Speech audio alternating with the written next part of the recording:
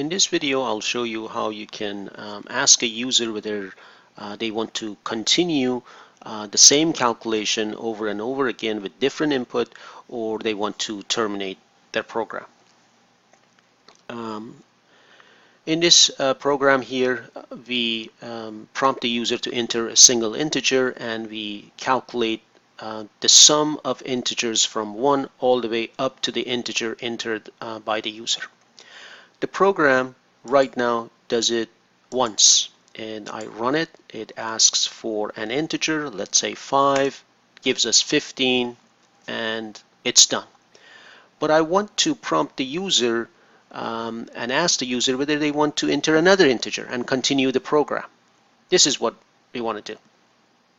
To do that, I can insert a while loop in the current program, and here is how it's done. I'm going to create a Boolean variable, call it more, and set it to true. I'll also declare a character variable, let's say answer, and just not initialize it. So I have two variables declared here, a Boolean more and a character answer. Now, and keep in mind lines 10 through 20. That's the block of code that comes up with the sum of the integers. And I want to keep repeating this block of code. So I'll place another while loop right before it with the while loop condition being more. So the while loop condition is initially set to true. More is true, and this Boolean variable is true, so the while will kick in, the while loop. And here is the block of the while loop. I'm going to put this code inside the while loop block. There you go. So here is this second while loop that I've created. Starts right at line 11 and ends at line 23. Initially more is true, so it will go into the block, asks the user to enter an integer, computes the sum, and prints the sum. But once it's done printing the sum, I want to ask the user if they want to try it again. Do you want to try again? Let's say Y for yes, and N for no. We are basically asking the user to enter Y or N.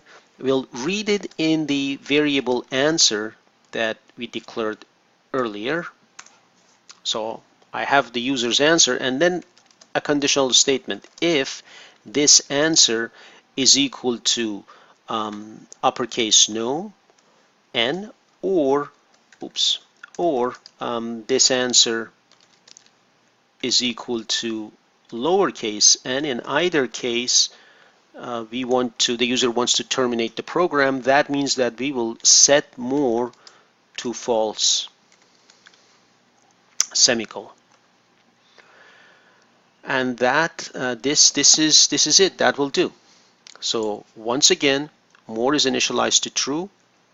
The first while loop checks the value of more. It is true. It goes into the block of code, prompts the user, reads the user's input, initializes variables for the while loop that computes the sum, figures out the sum, prints it, and then asks user whether he or she wants to try it again, reads the answer, and if the answer is no, more is set to false.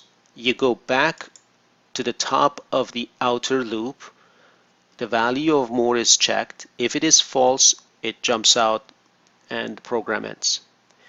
If the user's answer is true, then the value of more is not going to be changed. It is still true. So you go back up to the top of the loop, line 10. The value of more is checked, which is true, and then the user, you go inside the block. The user again is prompted to enter an integer, and the sum is evaluated. So let's try this.